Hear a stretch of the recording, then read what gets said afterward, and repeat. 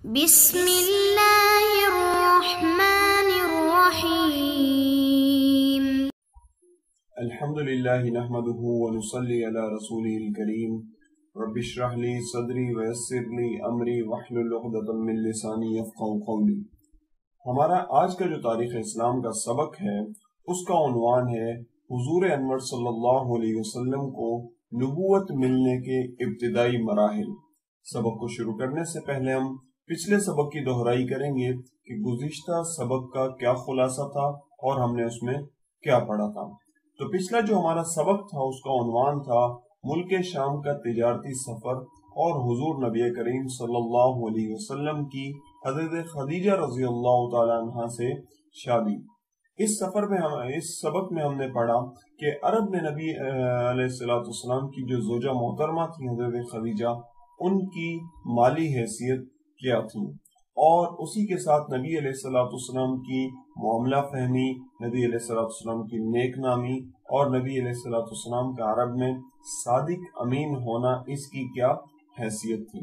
پھر ان دونوں حضرات کا آپس میں ایک عقد مضاربہ کرنا، تجارت کا سودا کرنا، اس حوالے سے ہم نے پڑھا کہ نبی علیہ السلام حضرت خدیجہ رضی اللہ تعالیٰ عنہ کا مال تجارت لے کر ملک شام کا سفر کرتے ہیں، اور شام کے سفر کے دوران راستے میں نستورہ عیسائی راہب سے جو ملاقات ہوتی ہے، اور وہ نستورہ نبی علیہ السلام کے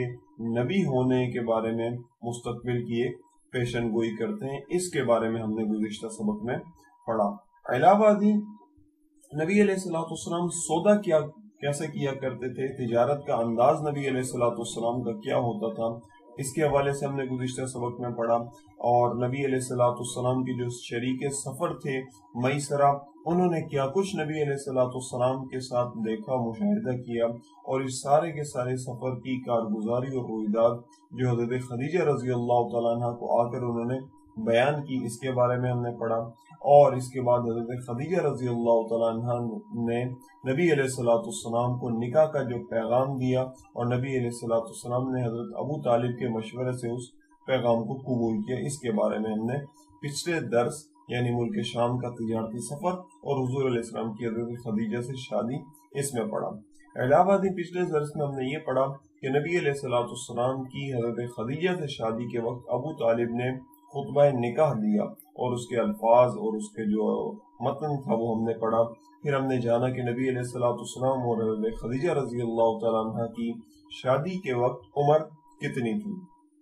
پھر حضرت خدیجہ رضی اللہ تعالیٰ عنہ کے حق مہر کے بارے میں بھی جانا۔ تو یہ تمام عنوانات ہمارے پچھلے درس سے متعلقہ تھے کہ پچھلے سبق میں ہم نے کیا پڑھا۔ تو اب ہم شروع کرتے ہیں ہمارا آج کا اور اب کا درس۔ اس کا عنوان ہے نبوت ملنے کے ابتدائی مراحل، یعنی جب نبی علیہ السلام کو نبوت مل رہی تھی تو اس کی آغاز، ابتدا، شروعات کیسے ہوئی۔ تو اس سے پہلے ہم یہ جان لیتے ہیں کہ عرب میں نبی علیہ السلام کی 40 سالہ زندگی کیسے گزری۔ ایک آئیڈیل زندگی گزاری نبی علیہ السلام نے، حتیٰ کہ لوگ نبی علیہ السلام کی امانت کی، نبی علیہ السلام کی دیانت کی، نبی علیہ السلام کی صداقت کی قسمیں کھایا کرتے تھے، اور نبی علیہ السلام کو ان کے نام سے پکارنے کے بجائے پیکر صداقت، پیکر امانت، الامین، الصادق کے نام سے پکارا کرتے تھے۔ تو جب 40 سال کی عمر نبی علیہ السلام کی مکمل ہو گئی تو اللہ رب العزت کی طرف سے نبی علیہ السلام کو نبوت کا اعزاز ملا، یعنی نبی علیہ السلام کو اللہ رب العزت نے اپنے پیغمبر کے طور پر چنا۔ تو نبی علیہ السلام پر جو وحی نازل ہوئی، جو فرشتہ اللہ کا پیغام لے کر آیا، اس کی تاریخ کیا تھی کہ کس دن سے یہ سلسلہ شروع ہوا۔ یہ تو طے ہے کہ وہ 40 سال کی جب نبی علیہ السلام ہو گئے تو یہ وحی کا سلسلہ شروع ہوا۔ اور یہ بھی ایک طے شدہ بات ہے کہ پیر کا دن ہی بعثت کا دن تھا، یعنی یہ جس دن وحی آئی نبی علیہ السلام کے پاس، وہ جو دن تھا وہ دوشنبہ، جس کو کہتے ہیں عموماً ہماری کتابوں میں دوشنبہ لکھا ہوتا ہے، وہ پیر کا دن تھا۔ لیکن وہ مہینہ کون سا تھا، اس کے حوالے سے کئی اقوال ہمیں ملتے ہیں، ان کا ہم تذکرہ کر لیتے ہیں۔ ایک قول یہ ہے کہ یہ ربیع الاول کا مہینہ تھا، اور ربیع الاول کے مہینے کی 8 تاریخ تھی۔ اس کا حوالہ الاستیاب میں حافظ ابن عبد البر نے ذکر کیا ہے اس کو۔ علاوہ سے دوسرا قول یہ ہے کہ یہ ماہ رمضان تھا اور رمضان المبارک کی بعثت کے وقت جو تاریخ تھی وہ 17 تاریخ تھی۔ اس کا حوالہ ہمیں 2-3 جگہوں سے ملتا ہے۔ محمد بن اسحاق واقدی مشہور سیرت نگار ہیں، انہوں نے بھی یہی لکھا ہے۔ علامہ ابن حجر رحمہ اللہ نے بھی فتح الباری میں اسی کو ذکر کیا ہے، اور علامہ زرقانی رحمہ اللہ اور دیگر حضرات نے اسی قول کو اپنی کتابوں میں تحریر کیا ہے۔ علاوہ ازیں تاریخ وحی کی یا نبی علیہ السلام کی بعثت کی، اس کے حوالے سے ایک مصر کے عالم اور حیت دان ہیں، انہوں نے تحقیق کی ہے اور انہوں نے اپنا نقطہ نظر اس حوالے سے بتایا ہے۔ ان محقق کا نام ہے علامہ محمود پاشا فلکی رحمہ اللہ۔ ان کے مطابق عیسوی حساب سے یہ فروری کا مہینہ تھا اور سن 610 عیسوی بنتا ہے۔ علاوہ ازیں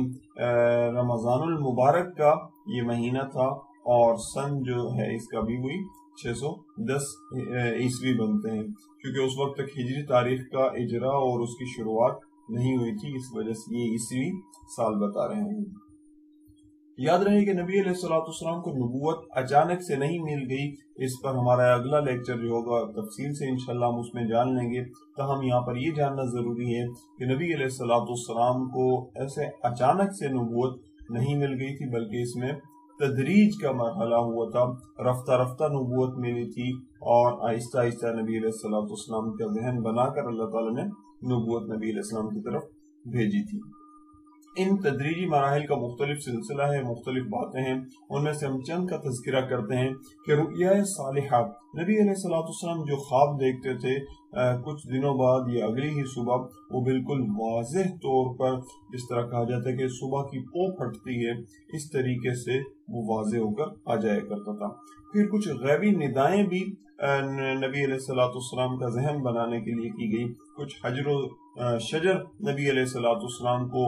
درخت پتھر وغیرہ سلام کیا کرتے تھے، اور نبی علیہ السلام نے بعد میں بھی اس کا تذکرہ کیا کہ میں اس پتھر کو جانتا ہوں جو مجھے نبوت سے پہلے سلام کیا کرتا تھا۔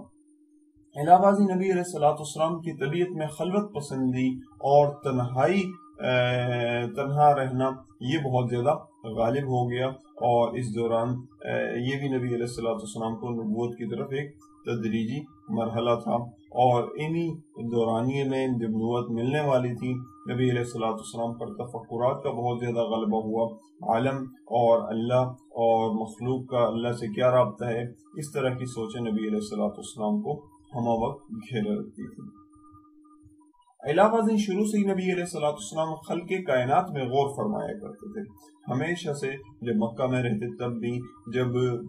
تجارتی اسفار کے لیے گئے اور وہاں پر مختلف چیزوں کا مشاہدہ کیا، مختلف لوگوں سے ملاقات کی، تو اس وقت بھی نبی علیہ السلام ہمیشہ خلق کائنات میں غور کیا کرتے تھے کہ یہ اتنا پھیلا ہوا نظام کائنات یہ کیا یوں ہی ہے، مجھے کس طرح کی عبادت کرنی چاہیے، کس کی اتباع کرنی چاہیے۔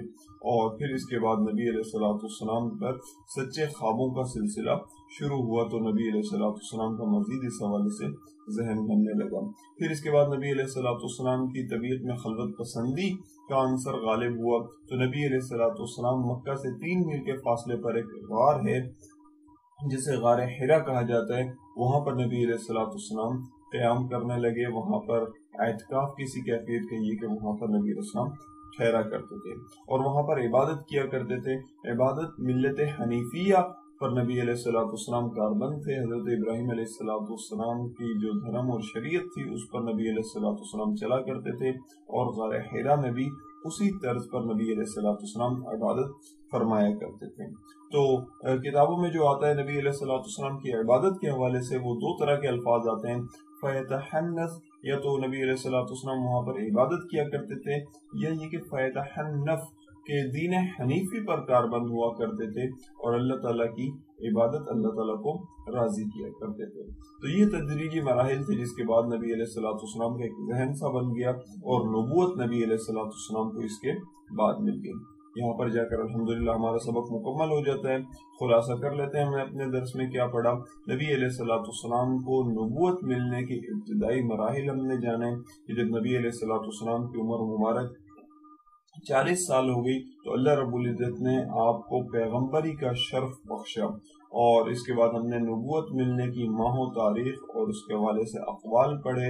اور پھر ہم نے جانا کہ نبی علیہ الصلوۃ والسلام کو نبوت اچانک سے دفعتاً نہیں مل گئی، بلکہ وہ تدریجی مراحل میں ملی تھی۔ وہ تدریجی مراحل کیا تھے؟ پھر نبی علیہ الصلوۃ والسلام کا غار حرا میں ٹھہراؤ جو ہوا کرتا تھا اس کی کیا کیفیت تھی، اس کے بارے میں ہم نے جانا۔ پھر غار حرا میں جو نبی علیہ الصلوۃ والسلام عبادت وغیرہ کیا کرتے تھے اس کی کیا کیفیت وغیرہ ہوتی تھی،